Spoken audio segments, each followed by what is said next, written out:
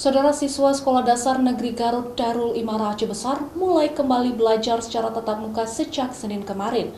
Proses belajar tatap muka ini pun diatur secara ketat oleh pihak guru karena harus sesuai dengan protokol kesehatan pencegahan penyebaran COVID-19. Bahkan jadwal belajar juga diatur secara bergilir. Sekolah Dasar Negeri Garut Darul Imarah Aceh Besar kembali melakukan proses belajar mengajar secara tatap muka. Kegiatan belajar mengajar ini sudah dilakukan sejak Senin kemarin. Sebelum sekolah kembali dibuka, pihak sekolah sudah melakukan sosialisasi tentang penerapan protokol kesehatan pencegahan penyebaran COVID-19 kepada orang tua siswa seperti penggunaan masker, pengurangan jadwal pemberian materi belajar, serta penerapan kelas bergiliran. Hal ini dilakukan agar siswa tidak berkerumunan di sekolah. Selain itu, pengecekan suhu tubuh, mencuci tangan terlebih dahulu sebelum masuk ke ruang kelas, dan pola duduk di dalam ruangan juga diatur. Guru membatasi jumlah siswa dalam satu kelas sebanyak 18 orang. Jadwal belajar juga diatur secara bertahap dan bergantian.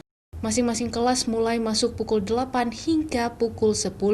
Kebetulan kami sesuai dengan protokol kesehatannya, anak-anak tidak ada jajan, tidak ada dibuka kantin, mereka membawa sendiri dari rumah, makanannya, snack-snacknya, dan di dalam kelas kami menyediakan air minum.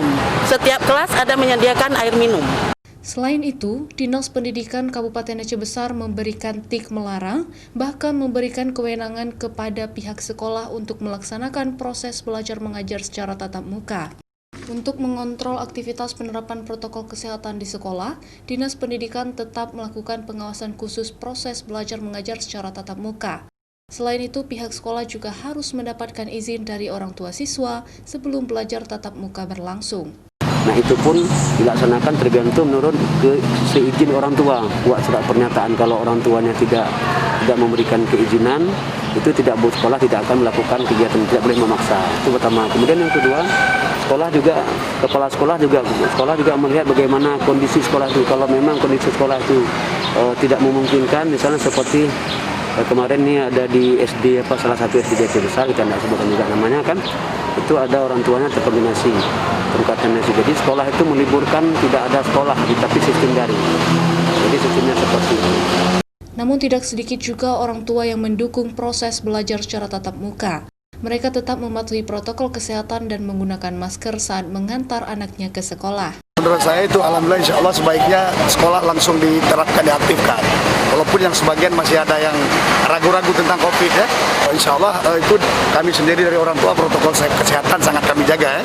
Pihak sekolah berharap proses belajar tatap muka ini berjalan lancar dan tetap mematuhi protokol kesehatan pencegahan penyebaran COVID-19 agar siswa mereka tidak terpapar virus corona. Nova Misdayanti, Kompas TV, Aceh Besar.